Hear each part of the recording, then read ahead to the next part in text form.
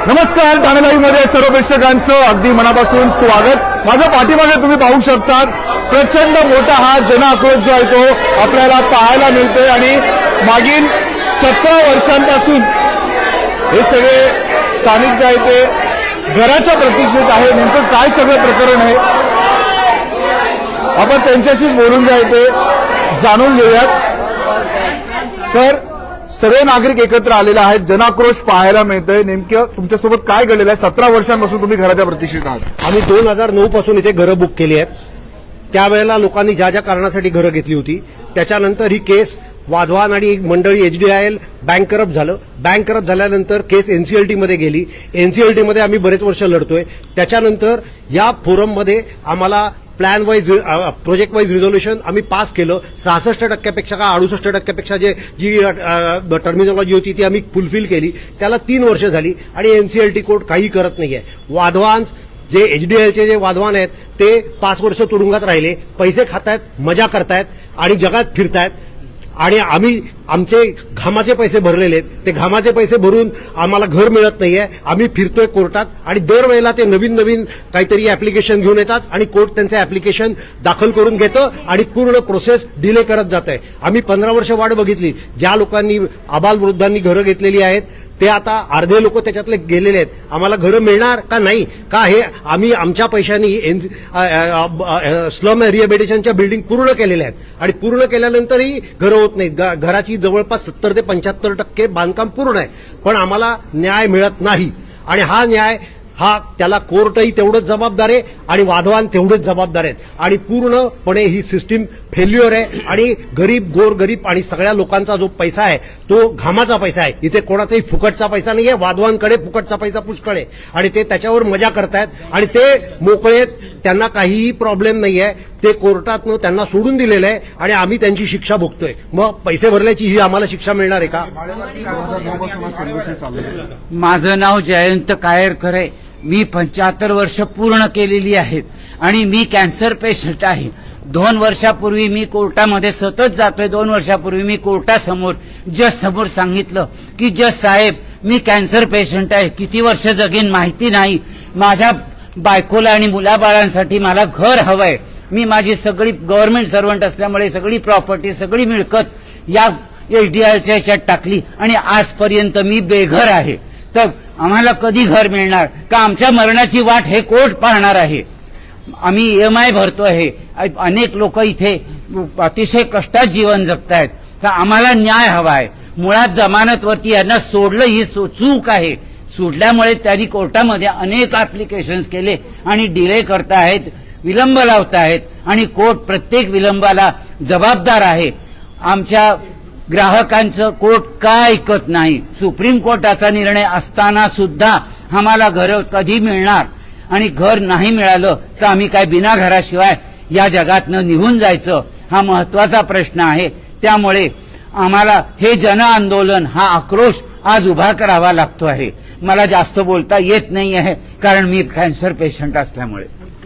मी शासकीय सेवेतून निवृत्त झालोय, सिनियर सिटीजन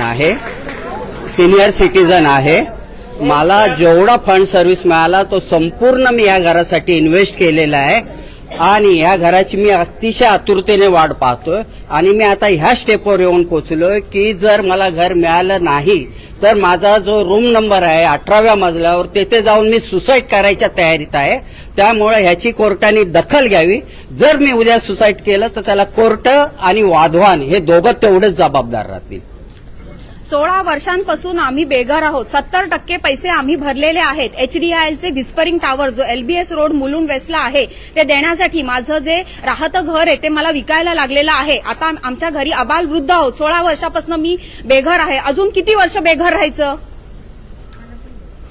बघू शकतो हे सगळे नागरिक या ठिकाणी जनाक्रोश व्यक्त करतात, त्यांची मतं सांगतात। मी प्रतिभा केदार। आम्ही HDIL मध्ये 10 वर्षापूर्वी घर बुक केलं।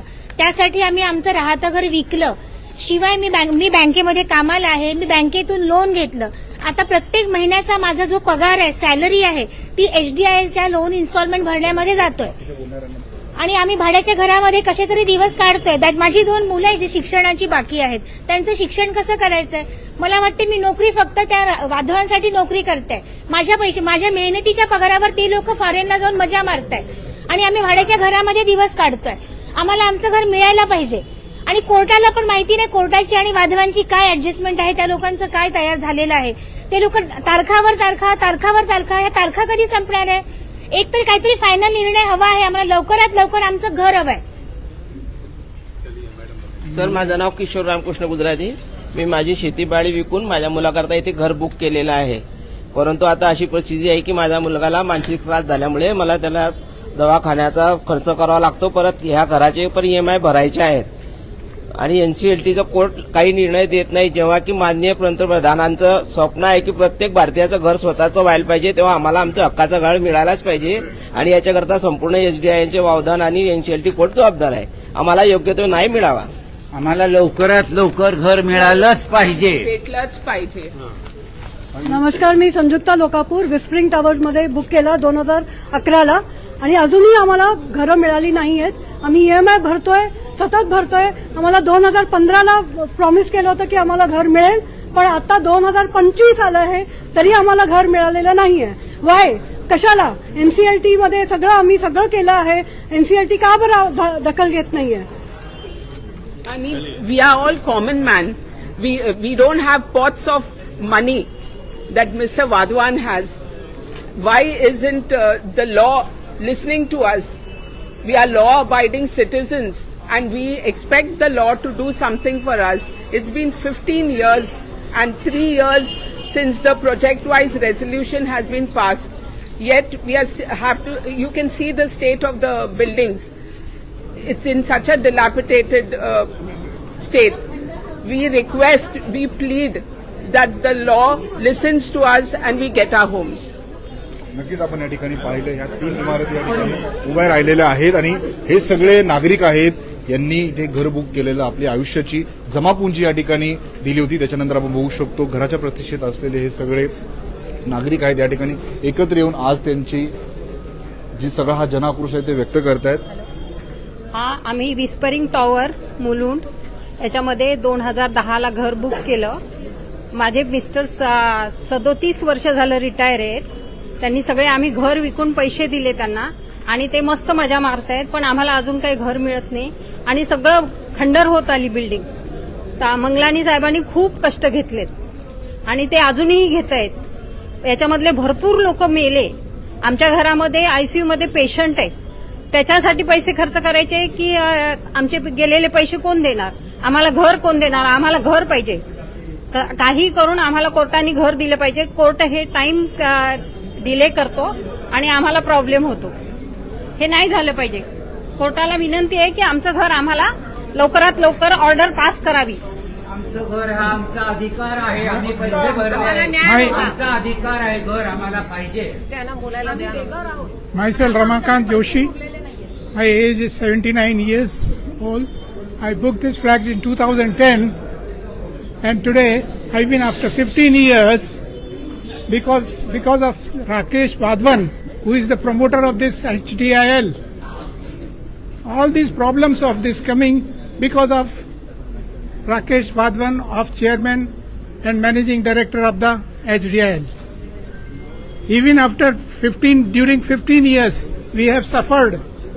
We have suffered financially, we have suffered mentally, we have lost our family members, and I'm also at the age of 80, where I'm expecting that at least at the last phase of my life, I would like to see my contribution in this majestic tower comes true.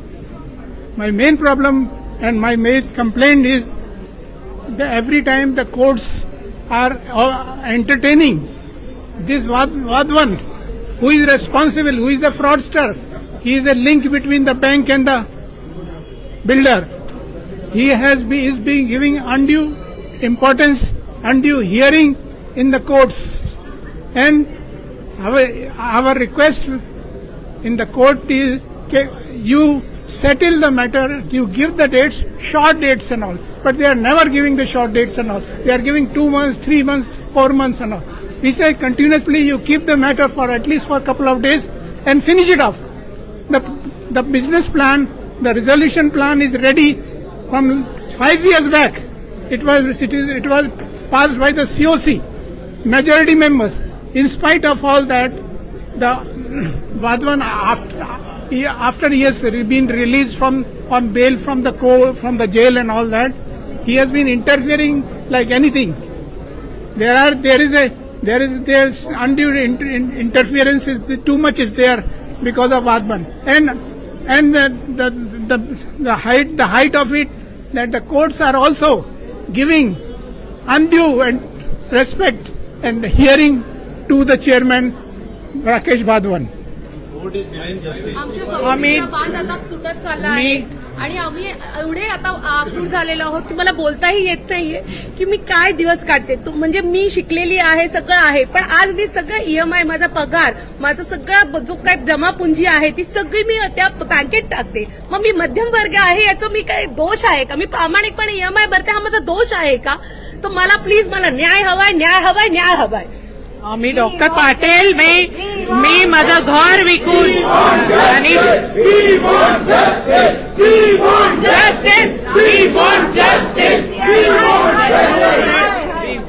Me doctor Patil आहे.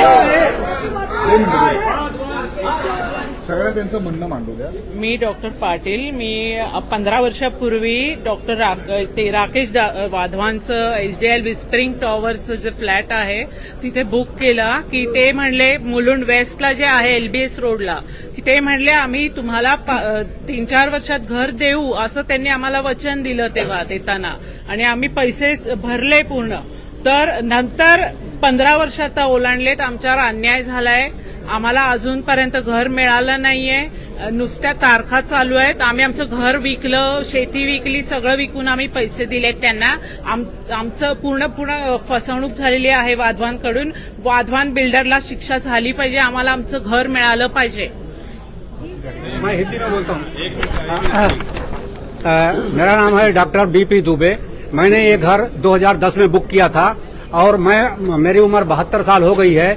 अभी और कितना दिन जीऊंगा ये मालूम नहीं है.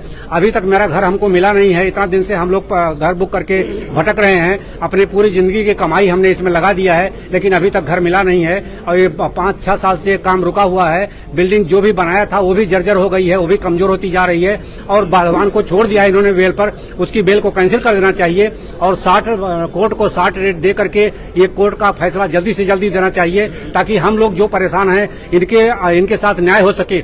न्याय इतना डिले हो रहा है कि इसके बाद अगर न्याय मिल गया, हमारे बहुत से साथी लोग जिन्होंने घर बुक किया था वो ऑलरेडी बहुत से लोग एक्सपायर हो चुके हैं. बहुत से लोग के घर में कैंसर पेशेंट हैं, हार्ट पेशेंट हैं, डायबिटीज पेशेंट हैं और सीनियर सिटीजन हैं. सब लोग इतना परेशान हैं, लेकिन न तो कोर्ट सेंसिटिव है, न जो है न्याय व्यवस्था सेंसिटिव है, न पॉलिटिकल व्यवस्था सेंसिटिव है. हम लोग को न्याय चाहिए, हम लोग को हमारा घर चाहिए जल्दी से जल्दी.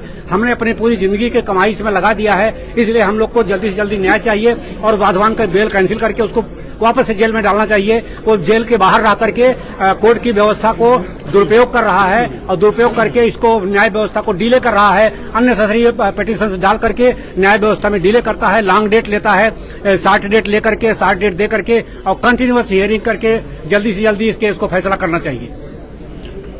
माझं नाव माझे सैनिक नरेश मोरे. मी 2009 मध्ये इथे फ्लॅट बुक केलेला आहे. प्रत्यक्षात 17 वर्षांपासून घराच्या तपशीला आहे. मला तर असंच म्हणायचं आहे की या धर्तीवरती देवाच्या नंतर आपण न्याय देवताला मानतो, जे न्याय देतात ते. पण आज न्याय देवतेवरून लोकांचा विश्वास उडालेला आहे. जर गव्हर्नमेंटने वाधवाला जेल केली तर वाधवा गुन्हेगार आहे म्हणून जेल केली, तर न्याय देवता त्याला सपोर्ट करून मानसिक जनतेला त्रास का देत आहे? मुळात जर कुठेही पाहिलं तर पहिलं प्राधान्य मानवाला दिलं जातं. कुठल्याही प्रोडक्शनला दिलं जात नाही, कुठल्या कंपनीला दिलं जात नाही, कुठल्या राजकारणाला दिलं जात नाही, मानवाला दिलं जातं. आज एवढ्या वर्षापासून इथे लोक तपस्येला बसलेले आहेत, मरतायत, पण या सरकारला सुद्धा त्याची दया येत नाही. कारण सरकारने ह्याच्यामध्ये विटनेस राहिलेले आहे. जेव्हा रजिस्ट्रेशन आणि स्टॅम्प ड्युटीची आपण करून घेतो त्यावेळेला तेच स्टॅम्प ड्युटी रजिस्ट्रेशन फी आम्ही सरकारला भरतो आणि ते सरकार फक्त आपले खिसे भरून केंद्र सरकारला पोहोचवते, पण इथल्या जनतेकडे कोणाचा लक्ष नाही. म्हणून माझा पहिला वादवा तर गुन्हेगार आहेच, पण आज न्याय देवता आमचे गुन्हेगार पहिले आहे. म्हणून न्यायदेवतेने ह्या गोष्टीचा गांभीर्याने विचार करूया की तुमच्या न्यायदेवतेवरून लोकांचा विश्वास उडत चाललेला आहे. या न्यायदेवतेने गांभीर्याने का एवढं बोलून जय हिंद जय Maharashtra. See, there's Supreme Court order also dated already, tell me the date. 9th September, there is a case, there was in Delhi, which is decided. After 16 years of legal fight, it was decided in favor of the buyer. And based on the same case, that person has fought in NCLT, then further national NCLT, and later on, ultimately, you see, this is the order of Supreme Court, which is given in favor of buyer. Supreme Court is always in favor of buyers, and we are also trying, requesting to the court to decide immediately, because everything is cleared here. Already SRA project is cleared, handed over to BMC or concerned agency, and already 80% work is there. People are suffering. But in spite of project-wise resolution, which is done 3 years ago, RP also told that now you will get your street homes, and in spite of that, it is being delayed, it is linger on, and it is said that justice delayed and justice denied. Now India is progressing, and we request to PMO also, our Prime Minister, to help us, because lot of work, progress work has been done in our country. There is a lot of now change, corruption should go away. There should not be any hand in glove of any agency. The Vadhavan, who is Vadhavan HDL, who is a big blunder he has done, big default he has done. He is a big cheater. He should be in the jail forever. He should not be allowed to come out. So I request once again to concerned agency, to court also, to give justice immediately, because it is too late. People have suffered and they are suffering. And we request here from independent New India, we should not suffer. Otherwise, we will carry this agitation to higher and higher further strength. And we will come to the relevant places also to show our strength. We will not allow our money should be hard earned. In 45 degree we are earned with our efforts, and that is going waste in the hands of these dacoits like Vadhavan, SDL Vadhavan. So I once again request, and I am thankful. We all have come. All are very much pained. Everybody is having a lot of pain, and they are really feeling. And I also realize, well, I am suffering, paying my rent, paying my also installment, paying my loan also, and it is very difficult. And our age is going on. How to run our further life? Our medicines further to there is no pension for us for private sector also. At least house which we dreamed of it should be given now. It is not a begging we are taking. It is our right. So please do. The court also concerned judge. We touch their feet. Please help us. Thank you. मी doctor Prabhakar Kedar. मी एक KM हॉस्पिटलमध्ये scientist आहे. आम्ही हे flat 2014 मध्ये book केलेला, आणि त्यांनी आम्हाला प्रॉमिस केलेलं 2 वर्षामध्ये आम्हाला पोझिशन देऊन म्हणून, पण त्यांनी जवळजवळ आता 10-11 वर्ष झालीत आम्हाला अजून आमचा फ्लॅट मिळाला नाही. मी आणि माझी बायको दोघंही मध्यमवर्गीय आहेत, आणि दोघंही आमची सॅलरी आली की त्याचा EMI 90 ते 1 लाखाच्या जवळपास आम्ही प्रत्येक महिन्याला आम्ही भरतो आहेत. आणि आमच्या मुलांचं पण शिक्षण चालू आहे, ते सुद्धा आम्हाला इकडून तिकडून लोन घेऊन ते पूर्ण करावं लागत आहे. आणि आम्ही आमचं घर सुद्धा विकून भाड्याच्या घरामध्ये राहतो आहेत.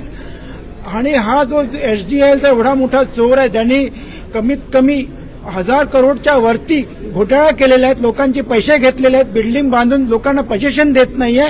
तो व्यक्ती खुलेआम रस्त्यावरती मोकाट आनंद मजा करतोय. आणि इथे जर एखाद्या चोरांनी जर 50,000 तोडले तर त्याला 10 वर्षाची शिक्षा होते.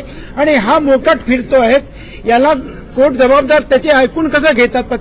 प्रत्येक अप्लिकेशनवरती त्यांना अधिकारच नाहीये त्याच्या अप्लिकेशनला एंटरटेन करण्याकरता. त्याला ताबडतोब जेलामध्ये टाकण्यात यावे. आणि आम्हाला आमचं घर लवकरच त्याला आणि त्यांनी कोर्टासोबत संगनमत करून, कोर्टांच्या वकिलांसोबत, जजसोबत त्यांनी संगनमत करून आमचे सगळे जे निर्णय आहेत ते आपल्या बाजूने करून घेऊन आम्हा सगळ्या लोकांना तो कधी घर देणार आहे याचं काही कोर्ट आम्हाला निर्णय देत नाहीये. कोर्टाने या व्यक्तीला ताबडतोब जेलात टाकून आमच्या लोकांचं म्हणणं ऐकून घ्यायला हवं. सगळे SDL आणि विस्परिंग टावरचे जेवढे 1000 मेंबर आहेत, ज्यांनी जवळजवळ आजपर्यंत SDLला 1,000 करोडपेक्षा जास्त पैसे त्याला दिलेले आहेत आणि त्या पैशाचा गव्हर्नमेंटने आणि कोर्टाने आणि इंटरेस्ट हा आम्हाला त्यांनी भरलेला पैशाचा इंटरेस्ट आणि कोर्टाने आम्हाला द्यायला हवा आणि आमचे घर आम्हाला लवकरात लवकर द्यायला हवं ही कोर्टाला विनंती आहे. नाहीतर हा जर संताप जर एक्सपोर्ट झाला तर आम्ही कोर्ट याला जबाबदार राहतील. जे काही घडणार आहे त्याच्या पुढे जर प्रत्येकाने जर आतंकवाद निर्माण केला तर याला कोर्ट जबाबदार राहणार आहेत. कारण आमचा आता उद्रेक संपत आलेला आहे आणि याचा उद्रेक होण्याचा आता पूर्णपणे मला विश्वास आहे की आता यानंतर आम्ही कोर्टाचा कुठल्याही निर्णयाला बळी पडणार नाही आणि लवकरात लवकर कोर्टाने आम्हाला न्याय द्यावा. नक्कीच आपण पाहिलं या ठिकाणी या सर्व नागरिकांनी त्यांच्या भावना व्यक्त केलेल्या आहे.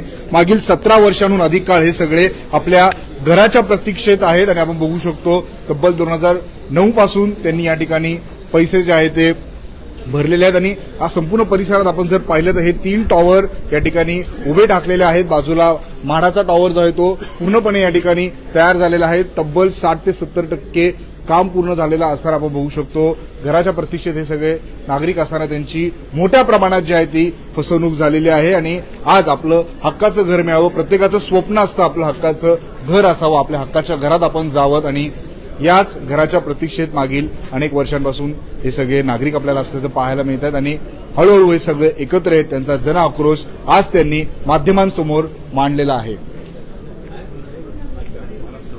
अशीच प्रत्येक बातमी, प्रत्येक घडामोड, प्रत्येक समस्या अगदी प्रामाणिकपणे आम्ही तुमच्यापर्यंत पोहोचवत राहू.